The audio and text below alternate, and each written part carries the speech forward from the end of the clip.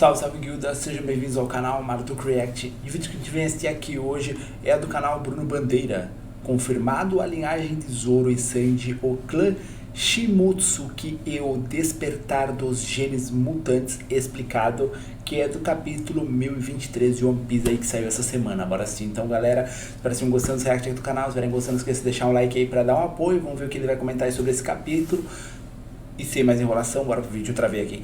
Aconteceu, galera. O mais forte está entre nós. E além disso, que porrada que foi esse capítulo, revelando mais sobre a linhagem do Zoro e do Sanji nesse momento onde eles estão para derrotar os comandantes de Yonkou do Kaido. Galera, esse vídeo eu acho que vai ficar enorme. O roteiro deu um trabalho da porra, muita coisa, e eu não quero perder tempo. Lembrando, galera, a gente tá na meta de 500 mil inscritos até o final desse ano. Então, se você ainda não foi inscrito, esse é o momento, hein? Esse é o momento, eu vou contar com a sua inscrição. Bora lá, sem perder mais um segundo nesse vídeo. Capítulo 1023 de One Piece começa com o King e o Queen caídos no chão, porém passam bem. E eu fiquei me perguntando, né? Por que comandante de Yonkou no geme? Tu vai lá, se esforça, corta o cara, chuta o homem e tu vai olhar pra cara dele e ele tá exatamente. A luta já começa eles perdendo já. Graça. E essa cena deles dois juntos, caídos no chão, me lembrou o Zoro e o Sanji lá no Dave Back Fight, né?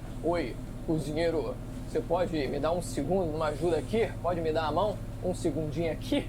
A diferença é que os comandantes aqui, eles estão lisos e limpos, né? Prontos para continuar a luta. E o Miyagi, nessa hora, o Dr. Miyagi, dizendo nessa hora que ele está com medo do que vai acontecer depois. E eu vou dizer para vocês aqui, galera. Peraí. Desceu. Já sei o que vai acontecer. No momento em que o Zoro estiver para derrotar o King, ele vai sentir os efeitos colaterais. E o Sanji, depois de ter derrotado o Queen, vai ter que aparecer e derrotar o King também.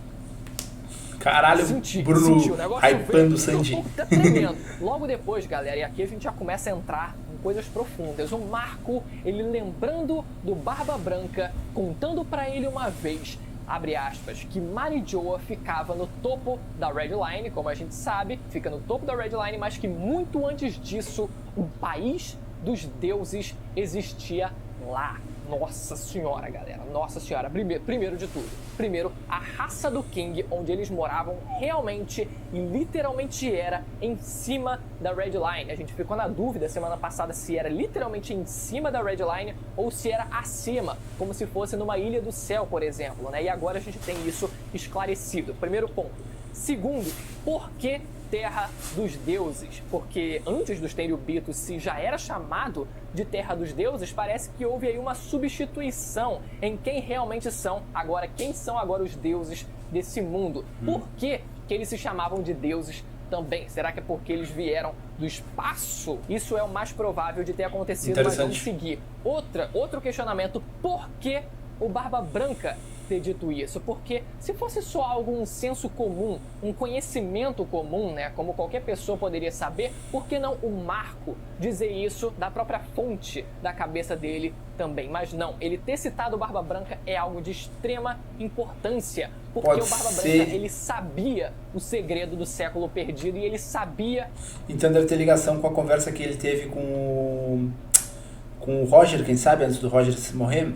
O que era o One Piece. Ele tinha tido aquela conversa com o Roger antes do Roger morrer, pouco tempo antes do Roger morrer, e esse flashback, esse pequeno flashback que a gente viu do Barba Branca mostra o Barba Branca já velho, ou seja, depois, anos e anos depois dessa conversa que ele teve com o Roger, e isso muito provavelmente está interligado com o século perdido também, então faz sentido que tenha vindo já está revelando a história aí da conversa, hein, do Barba Branca e não do Marco. Provavelmente então o Roger falou sobre isso com ele, então a gente já tem meio que um pontapé inicial aí de que algo importante tem nesse ponto realmente. Depois o Iso, ele aparece e carrega o Marco pra longe, né? E eu fico me perguntando, cara, esse realmente foi o grande papel do Marco em um ano? Foi muita coisa. Foi muita coisa ele ter passado essa informação pra gente, explodiu as nossas cabeças, explodiu de verdade mas eu não acho que pode ter sido só isso, galera. Eu ainda não me conformo com isso. Ele tem que ter um momento, o grande momento dele em batalha ainda. Não é possível que tenha sido o ápice quando ele segurou os dois comandantes de Yonkou do Kaido. O Barba Negra, ele precisa aparecer no final desse arco pra sim a gente ter esse gancho do Marco ali, ó, querendo novamente exercer a vingança, tentando mais uma vez a vingança dele contra o Barba Negra e quem sabe expulsando, né, conseguindo segurar, ajudando a tirar ele de Wano e deixar o país em paz. Será que é possível? Precisa ter esse momento dele, eu acho que não acabou o grande momento dele ainda em Wano. Vamos lá, depois a gente vê o Zoro, ele percebendo que tem algo de errado com o Sanji, eles até brincam, né, mas pô, tu é realmente estranho, olha só a tua sobrancelha. Ele fala, não cara, não é minha sobrancelha, o meu corpo tá estranho. E o Sanji, ele diz que tá sentindo algo estranho depois de usar o traje 2 vezes seguidas. E a gente vê o Zoro nessa hora, né, salvando o Sanji por ele ter se distraído por conta disso. E logo depois o Sanji, ele deixando as coisas kits, também salvando o Zoro. Bem legal essa troca que eles dois tiveram. Mas logo depois o Queen, ele ainda fomenta, ele ainda começa ali, ó, a alimentar a coisa dizendo: você deve ser um dos ciborgues da Germa. Todos os filhos do Judge são humanos modificados. Essas pernas suas ali, elas são algum tipo de aprimoramento? O cara tá deixando a gente sonhar. Galera, a gente já viu um raio-x ali, metafórico, simbólico, da perna do Sanji. A gente sabe que é feita de carne e osso. É realmente carne e osso. Ele não é um ciborgue como, por exemplo, o Queen. Ele é todo modificado, cheio de aparatos mecânicos e garras e tal. Não chega a ser nesse nível. Apesar do termo ser usado aqui, né, ciborgue, humanos modificados, eu acho que encaixa mais no termo de humanos modificados geneticamente, mas não ciborgues literalmente, né? Mas a gente vê nessa hora o Sanji, ele atacando o Queen, que defende com o haki do armamento. A gente vê ele usando o haki do armamento dele pela primeira vez na história. Olha só, finalmente, né, um mero detalhe, mas que faltava muito a gente ter esse momento dele exibindo essa capacidade dele de também usar o haki do armamento, e não só ele, mas o Jack depois também, né? A gente vai falar dele daqui a pouco. Mas ele continua. Vamos lá. Abre aspas. Ele diz: os humanos podem criar fogo agora? Não é como se você fosse da raça lunária ou algo assim. Uou! Uou! Nessa hora eu fiquei, uou! Vamos lá!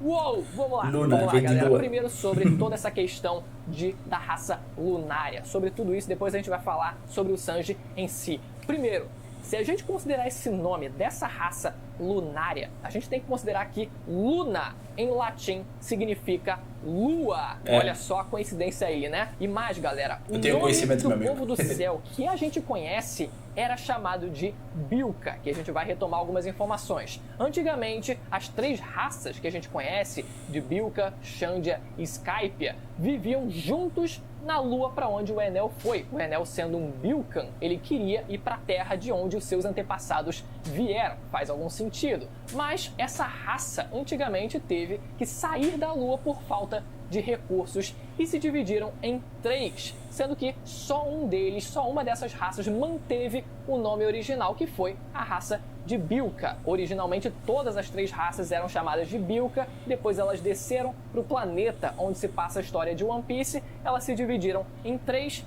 povos diferentes e só uma delas manteve o nome original da raça deles. E nessa lua, de onde as 3 raças aladas vieram, não existem registros da raça do King nas escrituras até onde a gente sabe. Mas pelo nome dessa raça, né, sendo lunária, mais uma vez, e por toda a semelhança na aparência, a questão das asas também, faz sentido crer que essa raça fosse, no mínimo, de outra das luas. Lembrando que o mundo de One Piece, em tese, ele possui 7 luas, né? Se a gente desconsiderar a ideia de ser só uma maquete de delírio geocêntrico, onde o planeta de One Piece está como centro do universo e em volta dele orbitando várias estrelas. Vamos considerar aqui que aquela maquete que a gente viu em Ohara esteja certa e aquela seja uma representação real, uma representação, ó, fidedigna do mundo de One Piece. Então o Queen, nessa hora, ele dá na cara a entender que Já parou pra pensar se o King tiver um rosto que nem aqueles caras que estão nos desenhos da lua que a gente viu, ou que estão nas histórias de capa, por exemplo, e ele só usa uma máscara pra tapar, tá ligado? Sanji, que dá pra ver que eles usam também um capacete, que a gente nunca parou pra pensar, né, cara? Eu nunca vi ninguém falar sobre. Ele usa um capacete que tem esses olhinhos aqui, que lembra bastante capacete daqueles minerador, tá ligado? Que lembra os caras da lua que usavam capacete. Ele possui DNA da raça do King, tanto que o foco vai logo na cara do King depois disso. Uou! Agora vamos entrar na parte do Sanji aqui. Na parte da lua, questão da raça de Lunária, no mínimo se trata de uma raça que vivia em outra das luas, se não na própria lua mesmo, de onde o Enel, os antepassados do povo alado, vieram. Pode ser que tenha sido de outra parte da mesma lua, afinal é um satélite bastante grande, faria sentido também, mas enfim, fica aí essas duas possibilidades. Se tratando do Sanji agora, primeiro, eu não entendi exatamente por que a surpresa do Queen em relação ao Sanji ele conseguir produzir fogo, porque produzir fogo não é tão incomum assim no mundo de One Piece, fora as outras inúmeras bizarrices, aleatórias e técnicas. Cara, é um universo tão maluco e tão doido e tão diverso que não faria sentido ele ter esse questionamento. Você vê, o Katakuri, ele também consegue produzir fogo, vocês lembram disso? Apesar de que, imagina só se o Katakuri ele também, né? O pai do Katakuri não seria dessa raça também do King. Olha só, né? Será que os dois não seriam pais? Eu entendo, é que as bizarrices de One Piece, de certo modo, conseguem fazer um sentido dentro do que a obra propõe. Agora, essas coisas devem ser coisas que devem ter uma ligação por fora, tá ligado? Porque já a gente conhece os poderes como Akuma no Mi, Haki da Observação, Haki do Armamento, Haki do Rei. Qualquer coisa a mais a gente não tem explicação. Então, poderia ser algo a mais, já que é ligado ao poder, e o poder todo tem uma explicação menos esse, entende? Direto? Será que aquela fanart de semana passada não vai se confirmar? Não sei. O próprio Luffy também, ele consegue produzir fogo através do Red Hulk dele. E não só ele. Também o Doflamingo, ele consegue superaquecer os seus fios. Não gera fogo exatamente, mas ele consegue superaquecer esses fios. Além dos Minks também, que conseguem produzir raios. Então me parece um pouco de salto lógico da parte do Queen assumir que eles têm necessariamente alguma relação só por conta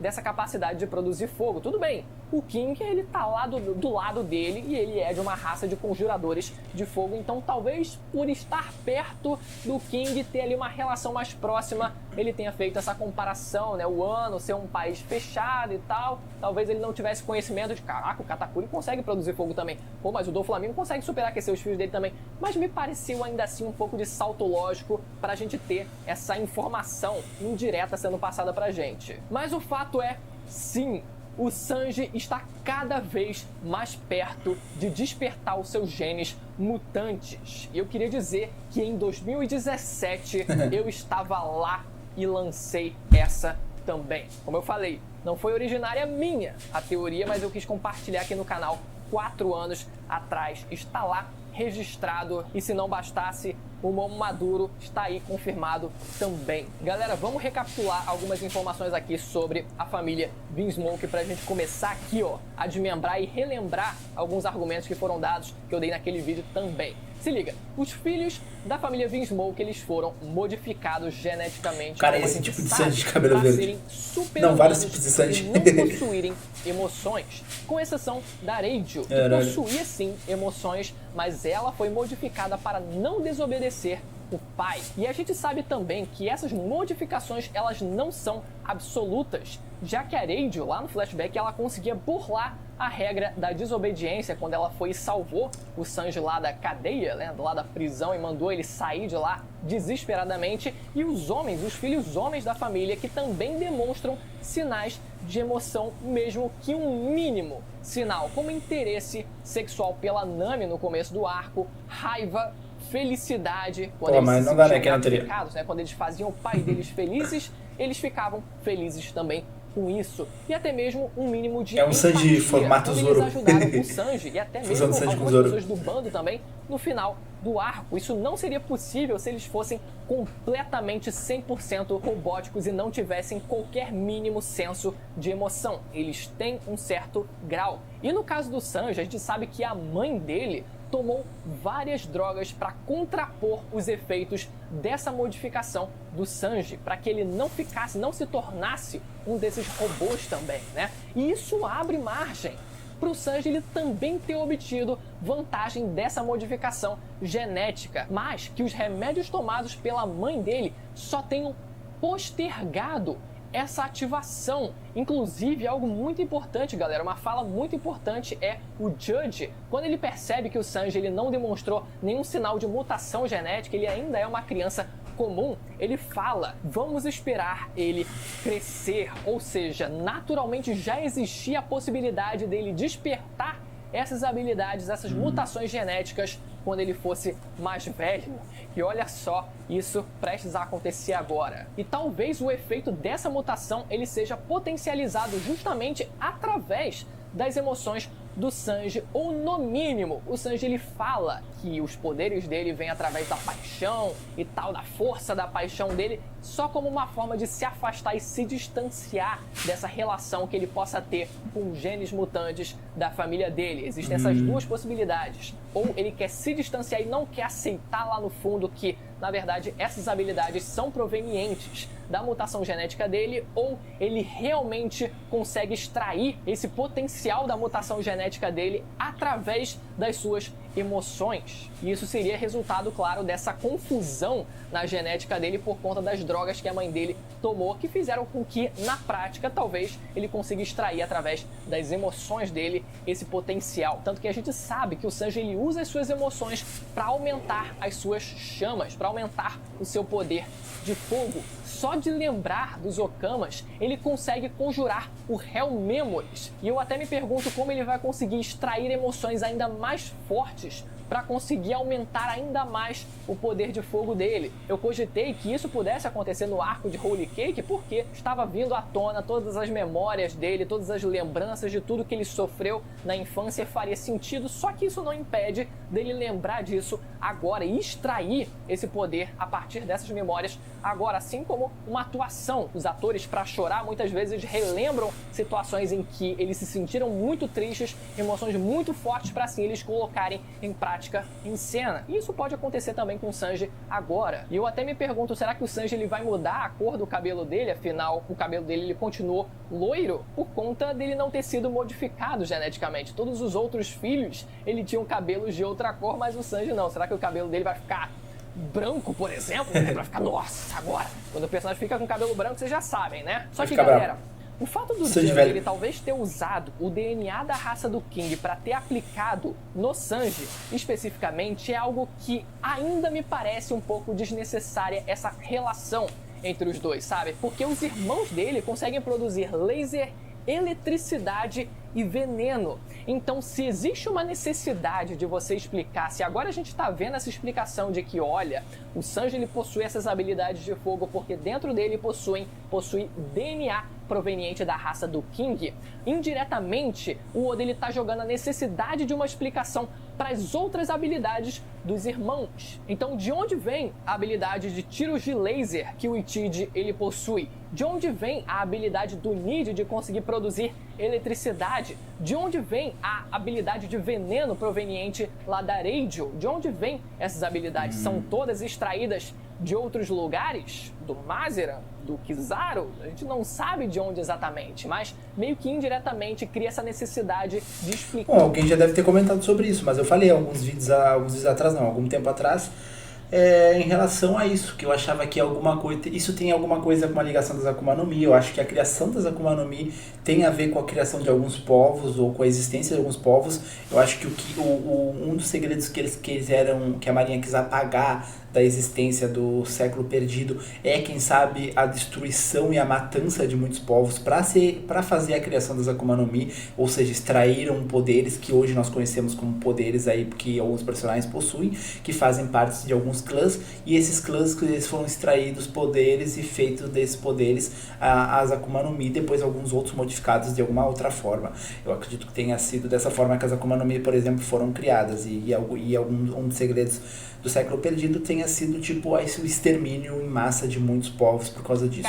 Esse gap. Agora vamos lá, galera. Segunda parte desse vídeo, falar do Zorão da Massa. Primeiro começa com o Zorão tentando atacar o King, que agarra as suas espadas, com a sua espada, e tenta socar a cara dele, né? Depois a gente vê que o Zoro ele conseguiu usar armamento na espada que estava na boca dele para assim defender aquele soco. E eles falam sobre usar ou não estilos de luta tradicionais. O Zoro ele até fala, se precisar eu vou morder a tua garganta e coisas do tipo. Então isso realmente pode ser um indício de que as coisas elas vão tomar rumos um pouco mais diferenciados em relação a estilo de luta. Pode ser que o Zoro ele acabe mostrando alguma coisa diferenciada, né? Uma técnica diferenciada. Será que ele vai vencer passa a espada pro Sanji, o Sanji vai lutar com a espada e o Zoro vai chutar. Dave Back Fight, ele lutando também sem espada. Pode ser que em algum momento isso aconteça, mas ele ainda consiga finalizar com as espadas. Enfim, coisas aleatórias provavelmente vão acontecer no meio dessa luta toda. E aqui a parte principal, galera. Uou! Uou! Vai lá pra cima agora. A confirmação. Se liga. O Hyogoro dizendo que o Zoro e o Shimotsuki, o Shimaru, são idênticos. Uou! E o Kawamatsu até dizendo que isso é idêntico até mesmo no manejo da espada. Caraca! E que o Shimaru era descendente direto do deus da espada, Ryuma. E que... que era um samurai. O Ryuma era um samurai de um olho só. E a gente vê a imagem dele vivo finalmente. Olha só o homem, galera. Olha só o homem. E tá explicado por que ele, na forma de zumbi, usava uma bandagem do lado esquerdo do olho, né? Até mesmo parecia diferenciado, né? Parecia que ele realmente não tinha o olho. Parecia uma cavidade maior do que do lado direito. Enfim, um detalhe, mas que realmente tá aí confirmado. Mas vamos lá, galera. Tecer aqui a linha do tempo de como tudo isso aconteceu pra gente começar a entender onde o Zoro ele se conecta nisso tudo. Primeiro, o Ryuma, ele não morreu pouco tempo atrás. Na verdade, ele morreu séculos. Ele morreu 400 anos atrás. Então faz bastante tempo, só que ainda assim a gente descobriu que o descendente direto dele era esse tal de Shimotsuki, o Shimaru, que a gente sabe que morreu 20 anos atrás durante a rebelião dos Kozuki, quando o bando do Kaido decidiu investir em cima de Wano. 20 anos atrás, esse personagem, ele morreu. Só que vamos retomar algumas informações aqui também, galera. 55 anos atrás, outro Shimotsuki, o Shimotsuki Kozaburo, ele fugiu de Wano e fundou a vila Shimotsuki lá no East Blue, a vila onde o Zoro ele cresceu. E a gente sabe também que o seu filho se chama Koshiro, que é o mestre do Zoro. Então a relação do mestre do Zoro já está completamente esclarecida aqui. A gente sabe que esse navio de 55 anos atrás saiu do país de Wano, refugiado, e foi até o East Blue. Então vamos lá. O navio que a gente conhece partiu 55 anos atrás com o Shimotsuki Kozaburo, enquanto o suposto pai do Zoro, o Shimotsuki, o Shimaru, ele continuou em Wano até 20 anos atrás, até a sua morte. Então o Zoro ele não pode ter ido nesse navio, porque foi 55 anos atrás. Mas o que pode ter acontecido é o suposto pai dele ter enviado outro navio para fora de Wano 20 anos atrás, quando o Zoro ele tinha apenas 1 ano de idade, numa tentativa de salvar a vida dele. Talvez ele já soubesse, o Shimaru ele soubesse, cara, tem um lugar para onde eu posso mandar o meu filho, um lugar seguro, então eu vou mandar mais um navio para lá. Então pode ser que isso tenha realmente acontecido. A gente só não tem a confirmação ainda se realmente existiu esse navio que partiu 20 anos atrás aqui, que eu tô supondo que levou o Zoro com 1 ano de idade até o East Blue. É essa informação que a gente precisa ainda da confirmação, que a gente não sabe ainda com quem o Zoro bebê teria ido e com quem que o Zoro ele cresceu lá no East Blue. Ele cresceu aleatório? Quem criou ele? Porque a gente só via ele aleatoriamente, sem nenhuma família, largado desde sempre. Agora vamos lá, terceira parte desse capítulo, Jack entrando na sua forma híbrida contra o Inuarashi. Então ele realmente tinha a forma híbrida. Ele, tipo assim, tudo bem, ele tem a forma híbrida, mas é que o meme com ele era tão bom, porque ele nunca usava a forma híbrida dele, apanhava lá e cá, e nunca entrava na forma híbrida. Então a gente começou a zoar ele, falando, cara, ele nem sabe que tem essa forma híbrida, não é possível, ele não sabe que existe essa forma híbrida, a gente não tem a confirmação dele ter o haki do armamento também, então será que ele sabe usar o haki do armamento? E outra coisa, será que ele sabia que era um meio tritão também? Vai ver, ele só descobriu que era um meio tritão quando não morreu quando foi escovar os dentes, depois de cair debaixo do oceano. Mas finalmente ele mostrou essa forma e parece que o Oda ele realmente adotou essa questão do híbrido parcial ao invés do híbrido mesclado que a gente costumava ver anteriormente, né? Um híbrido mesclado que eu chamo aqui seria quando a gente vê a interseção entre um humano e um animal. Em contrapartida, a gente vê aqui o Jack que usa um híbrido de forma parcial, ou seja, partes isoladas do corpo dele, como a cabeça, braço, cabeça, e as pernas perna, que se transformam na sua forma animal, e o seu torso, por exemplo, que continua na forma humana. Nada muito inovador em relação ao visual dele, mas finalmente ele mostrando essa forma, e enquanto isso, o Inuarashi, ele conseguindo voltar à forma Sulong junto do Nekomamushi. Bem legal isso, então parece que o Inuarashi talvez ele tenha realmente chance de derrotar o Jack. Talvez, eu ainda tenho minhas dúvidas, mas pode ser que realmente aconteça, né? Agora só falta mostrar o Beppo na sua forma Sulong também. Então um destaque bom aí para os comandantes do Kaido, né? Algo que já era esperado, né? Mas finalmente aconteceu, que foi o Jack ele entrando na sua forma híbrida, o Queen usando o haki do armamento, e no final do capítulo, galera, no Porto Tokage, os randoms do LoL perguntando por que o Kaido tá aqui. E eu fiquei, caraca, será que o Kaido saiu lá de cima? Mas não, eles só tinham se confundido com a fera que estava diante deles, que era o dragão rosa, maduro, adulto, hackeado, enfurecido, que é o Momonosuke, naquela página dupla incrível, galera, aquela página dupla.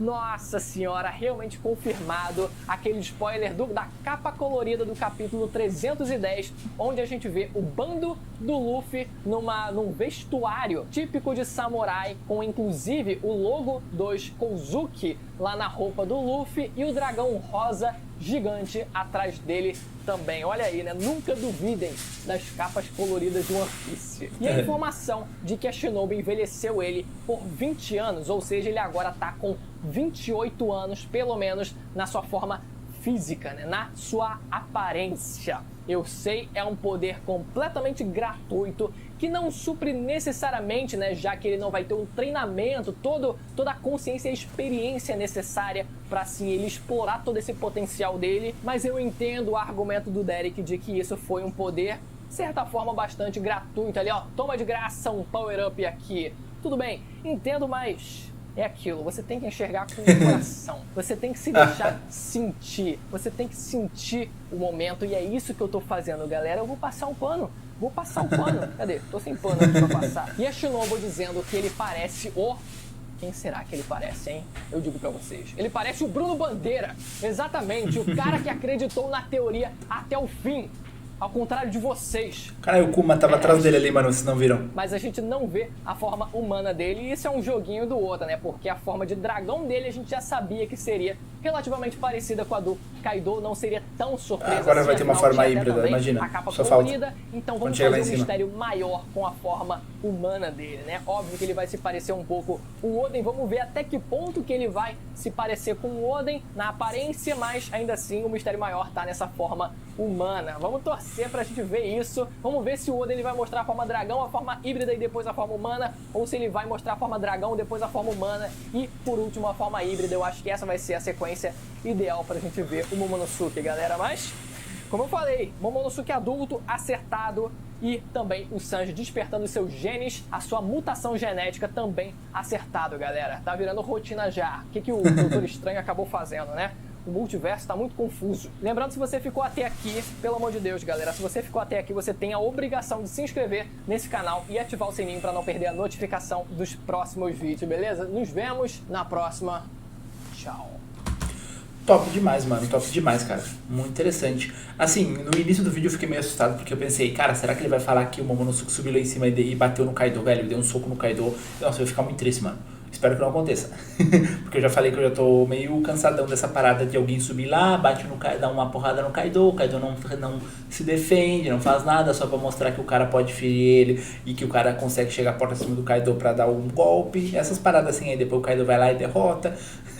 Eu não sei como que vai rolar lá em cima, mas eu acho que o próximo capítulo vai abordar eles chegando lá em cima, pelo menos, alguma revelação, alguma coisa a mais. Muito interessante essa parada aí sobre o Zoro, sobre o Sanji. Eu achei mais interessante ainda sobre o Sanji. É uma parada que eu já comentei há muito tempo, que eu já comentei durante o vídeo, vou repetir novamente. Eu acho que tem alguma ligação com a criação das Akuma no Mi, o século perdido, essa parada de ter alguns personagens que possuem poder, algum poder ali a mais. Eu acho que esse poder a mais só é meio que em poucas pessoas, não são muitas que possuem, porque talvez muitos das pessoas que possuíam na época, talvez fossem até a maior parte da população mundial em One Piece, foram pessoas que foram exterminadas. Eu acredito que alguma coisa assim aconteceu, tanto para exterminar quem possuía, tanto para selecionar as Akuma no Mi que eram criadas para quem seriam dadas, e acabou em algum momento saindo do controle. Bom, espero que vocês tenham gostado do meu react, comentem o que vocês acharam. Se tiverem gostado, não esqueça de deixar um like, se inscrever no canal, ativar o sininho para receber as notificações, e até a próxima. Falou!